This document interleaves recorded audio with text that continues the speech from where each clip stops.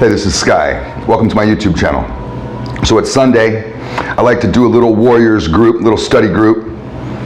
I got a whole list of notes. Let's go into it. Today I want to talk about a divine strategy for your life. But what we really want to go into today is this dichotomy of the universe, of our belief, this battle between fate and coincidence. What do you believe in, fate or coincidence? Fate is like predestiny. Like there's a master plan. Obviously, coincidence just kind of feels like everything's random. I used to feel like everything was random. I felt like that way for most of my childhood, most of my adult life, and I finally started to change my mind on it after doing a lot of reading on this topic and kind of noticing at the same time, noticing how things occur in my life and things stopped feeling so random. I think as we become more empowered in our journey, events stop feeling so random.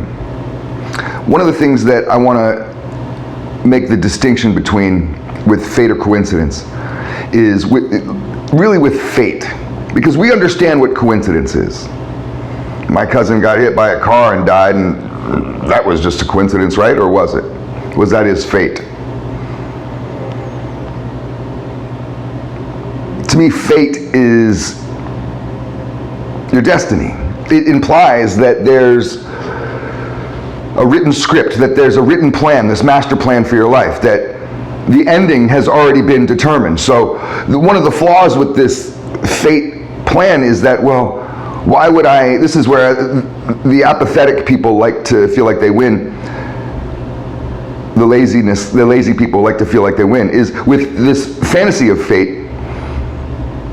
The ending has been predestined and pre-written. No matter what you do, you're going to end up there, right? Doesn't matter if you take a straight path or a curved path. If it's predestiny, it's predestiny. If you were meant to end up at that place, then no matter, you could live a shitty life or a great life. You could be a good person or a terrible person. You're going to end up there anyways, right? Isn't that what we think? There's no law on this. This is all existential thought. But I don't believe that you can automatically reach your destiny. I think that you have to work towards your destiny. I feel personally that there's a majority of people out there that have given up on their destiny. I don't think everybody reaches their destiny. There may be a fate for your life.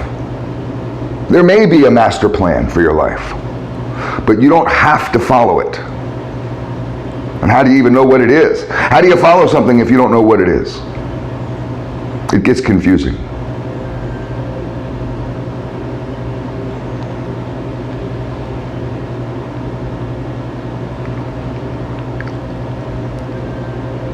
I think that it's easy to fail at your destiny by living a passive life of a weakling, by not getting out of your comfort zone, by not accepting an inconvenience in order to accomplish a divine purpose. The only way that you reach your destiny, that you can get on that path of your predestination to reach that end, that glorious end that's been offered to you. The only way you'll reach that is through accepting a daily burden, a daily struggle. Oftentimes that daily struggle is faith and discipline. Through faith, which is tough because faith just implies that you're almost believing in something that you can't see, that doesn't exist tangibly. And you got to have hope. I look at hope and faith as similar words, not exactly the same, but similar, in the same neighborhood.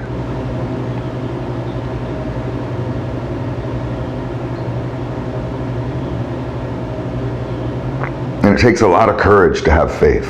There's a lot of people that are going to doubt you, going to try to get you to give up your faith. And to have a daily discipline Because when you have a certain amount of faith, you have inspiration to be disciplined daily. Looking at your feet as you're walking along that path, but having faith that the path is going to lead to a beautiful plateau somewhere. And we do this when we're hiking. You got to watch out for the roots so you don't trip over them.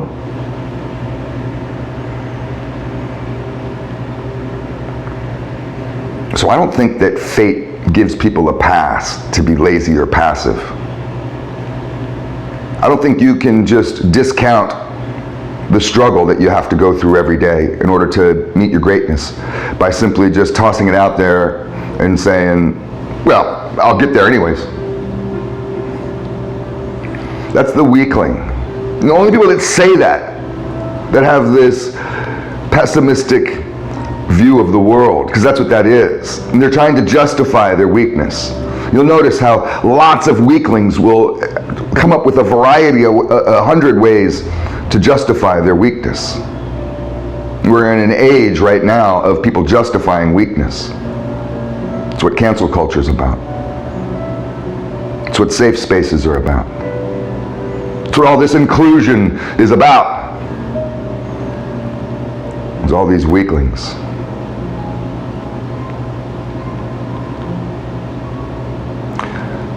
I think it's important to stay disciplined and faithful on our daily path of struggle in order to allow the universe, or God, whatever you want to call it, to put us in the right place at the right time for the events of our lives. You can miss guideposts just like you can miss an exit along the highway. You may have GPS, but if you're not paying attention to it, you still get lost. You can still miss your turn. A lot of people are missing their turns, missing those guideposts.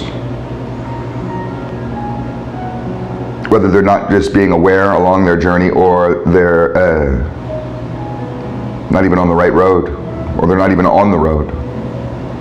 They're stuck in a rut. They're stuck in that rat race. They're stuck in their comfort zone. These are the weaklings that want you to accept them for being weak instead of to encourage them to be strong.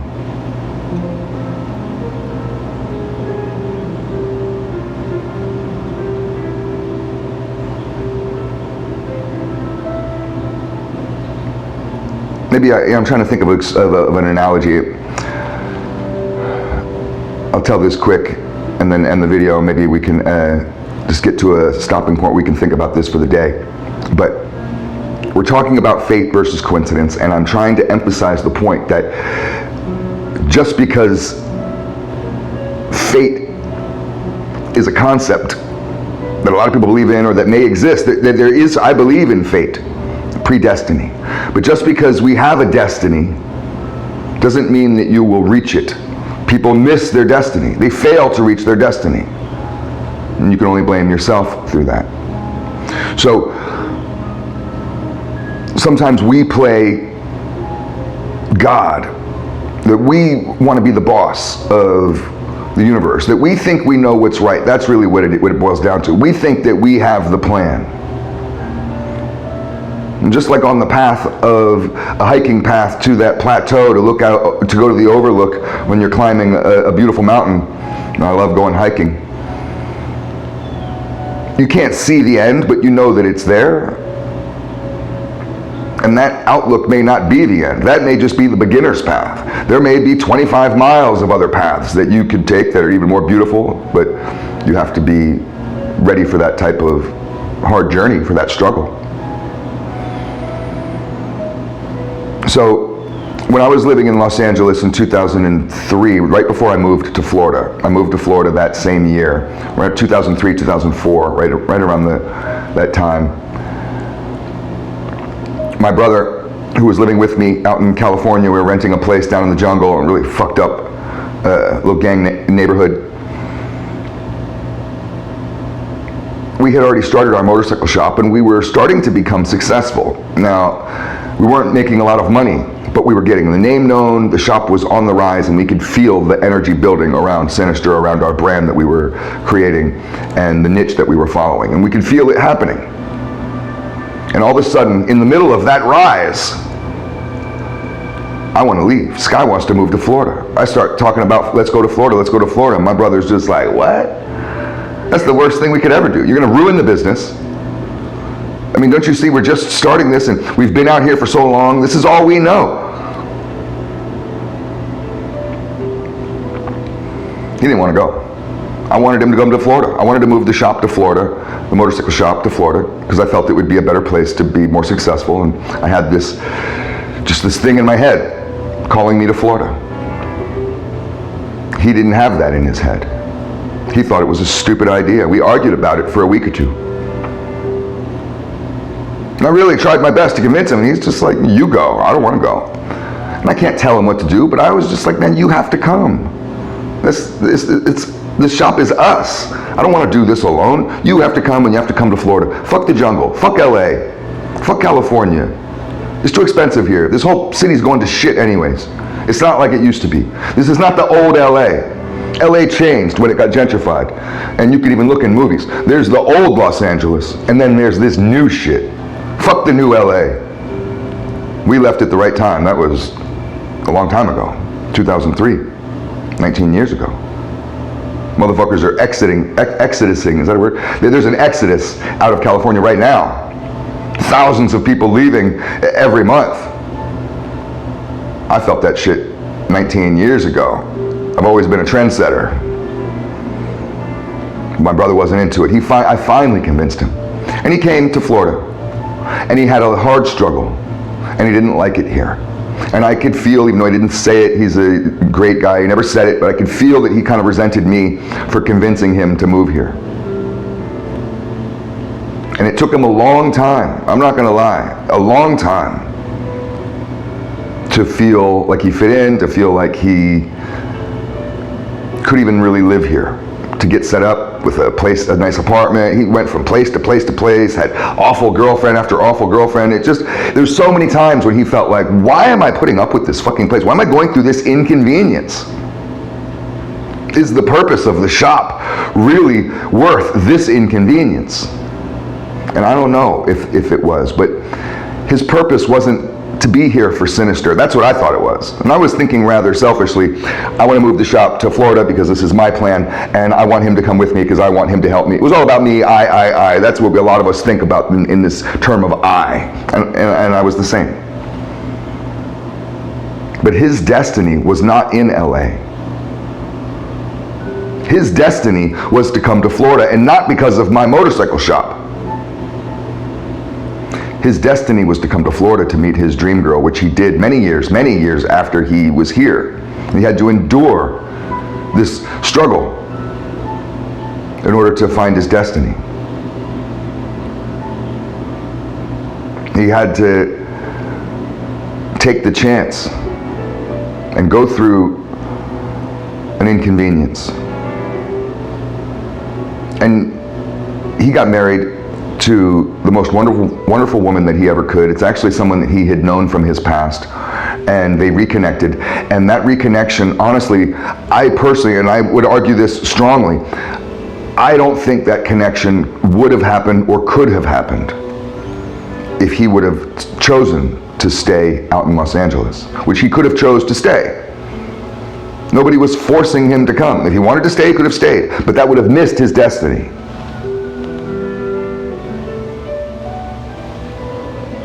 And today he's grateful for his life.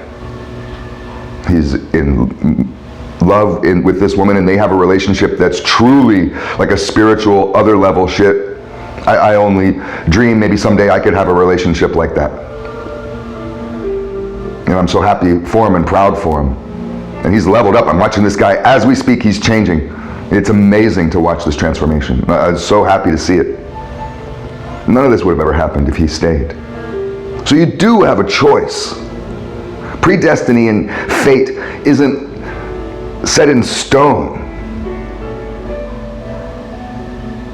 And the way that you get there is through purity, virtue, and a good, honest desire to be happy and to succeed and to take steps towards that every single day. And that will gravitate you towards your destiny. It's not going to be comfortable. You have to have a lot of faith and a lot of discipline. It's all food for thought. Thanks for watching.